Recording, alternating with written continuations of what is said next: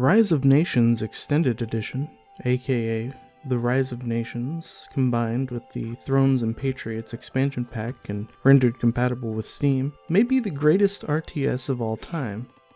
But what does that mean?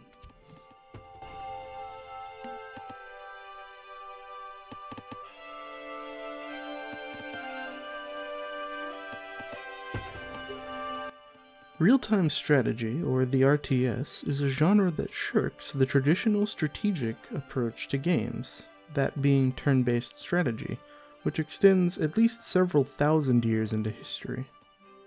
By handing off much of the number crunching to a computer, the player of a real-time strategy game is able to move and produce a vast array of units and resources.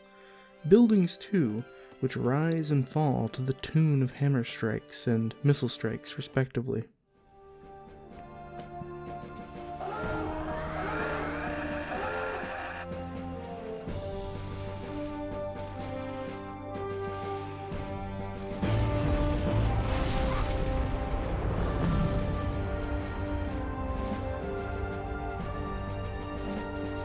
Rise of Nations was the first and perhaps only RTS to truly grab me. Certainly I have played games of this genre in the past. StarCraft and her much-maligned sequel, Age of Empires, Supreme Commander. These games were certainly a lot of fun, but I feel they are missing a certain key je ne sais quoi I hope to perhaps guess at through this video.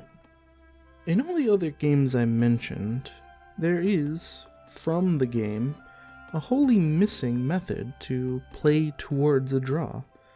In chess, of course, another game from my youth I still play to this day, as in Rise of Nations, you have the ability to force a stalemate.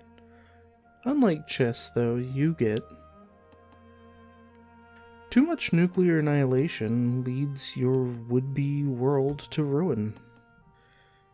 In the game you're seeing now, provided I edited the video correctly, it started off as a free-for-all three-way battle, before culminating in a 1v1, which what followed was a short glimpse at a wonder victory, followed then by an utterly blundered military response.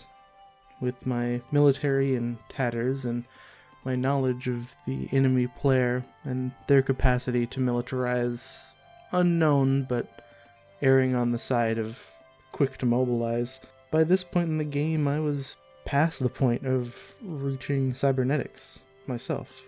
So I was able to instantly turn the game into basically the ending to Terminator, summoning up nuclear missiles instantaneously thanks to the aforementioned cybernetic research at the top of the tech tree.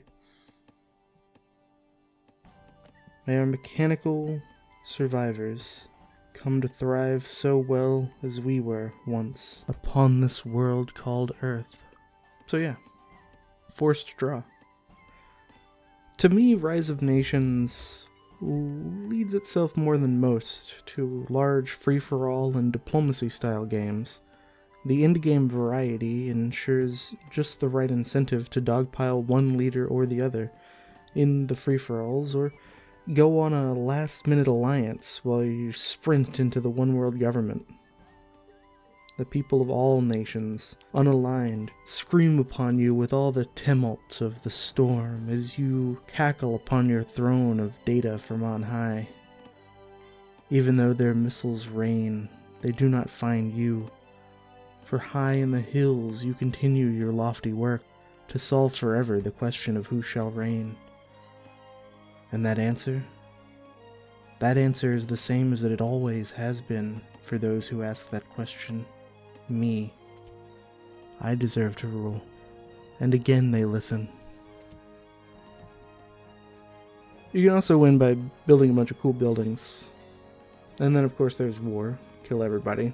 Take enough territory. An understandably common motif in strategy games, again stretching back thousands of years. It's really been a breath of fresh air to find a game so intrinsically linked on the mechanical and narrative front simultaneously. Truly a gift to behold. And now, these days, I can play against most of my friends through Steam in that lickety-splitsky style that's so satisfying about games these days. There's even a balance patch that apparently fixes some of the damaging errors which may have taken place in the extended edition port. Only other real problem with the game is some networking trouble, for once I've been quite fortunate to avoid. What more is there to say of this Halcyon gem? Of all the other RTSs yet played, she stands tallest still. A glimpse at life's great and terrible strengths. Just between you and me, the Wonder ending is canonically probably the best ending, I feel. Like, on an existential level, you know? Because it kind of implies that you built so many cool buildings that everyone just sort of mellowed out. I like the idea of that.